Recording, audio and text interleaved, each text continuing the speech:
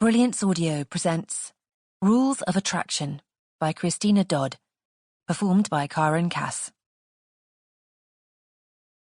At this moment, Miss Hannah Setrington could unequivocally state that she was alone. Completely, absolutely, bleakly alone. As she let her valise slide with a thud onto the wooden boards of the railway platform, she looked around in the Lancashire twilight. No building rose among the encroaching trees. No welcoming light beckoned through a shaded window, no human voices grumbled or laughed, and the faint city glow that surrounded London even on the darkest of nights was absent here in the depths of the country.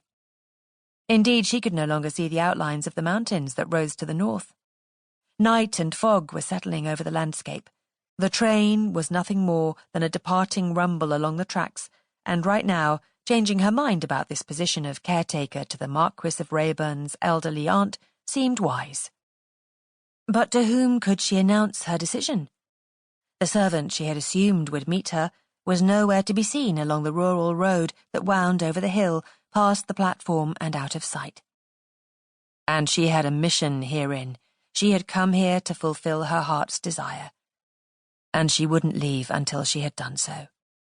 Although she knew it was impossible for her to have made a mistake, she fumbled in her reticule and brought forth the letter sent by the housekeeper who had hired her. Hannah squinted through the rapidly fading light and read in Mrs. Trenchard's beautiful penmanship, "Take the train to Presham Crossing, arriving there on March the 5th, 1843, and there depart it." Hannah knew the date to be March the 5th. She glanced up at the sign erected above the newly constructed platform. Proudly it proclaimed, "Presham Crossing."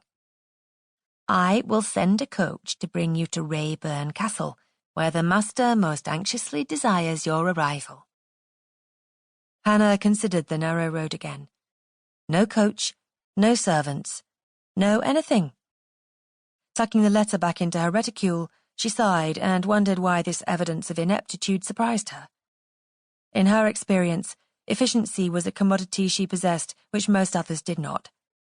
Indeed, it was her efficiency that had enabled her to run the Distinguished Academy of Governesses alone these past 3 years, and successfully enough that when she had gone to Adorner, Lady Bucknell, and asked for help in selling it, Adorner had bought it for herself. "I need something to occupy my time, since winter took over the family business," she had said, as she wrote out a cheque for a tidy sum. Now, at the age of 27, Hannah found herself in the enviable position of never needing to work again. Although she would, of course. From the time she could remember, she had always worked. Sewing, running errands, helping out as a maid. Even when she'd studied at school, she had laboured to be the best. Then there had been that brief, terrible and wonderful time when she had not worked. Pulling her cape closely against her neck, she looked again at the road. But it remained obstinately empty, and the light was fading fast. Lately she had all too often recalled those days when she had been useless, unnecessary, a possession. Although the clarity of her memories discomforted her, it failed to surprise her. Every time she came to a crossroads in her life, a time when everyday tasks failed to occupy each second, her mind drifted back to the past, and she wondered again. At moments such as these, standing alone while wisps of fog became drifts and banks, blotting out the stars and wrapping her in isolation, she pondered what would happen if she returned to Liverpool, where the past awaited her. Yet always she rejected the idea. In the end, she was too much the coward to dare face the consequences of her youthful misdeeds, and too wise to brood about them now. Tucking her chin into her wool muffler and her gloved hands under her arms, she turned her thoughts along a more useful path. What to do? The servant had failed her, the village was nowhere in sight, and the night grew frigid. She would certainly not give way to panic because she'd been abandoned.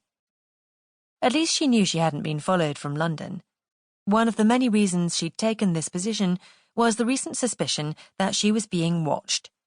Either that, or one of the 3 very sombre, identically clad gentlemen who had taken the house across the street, visited the market when she did, attended the theatre when she did, and even appeared in Surrey, where she attended the baptism of Charlotte's second child and visited with Pamela.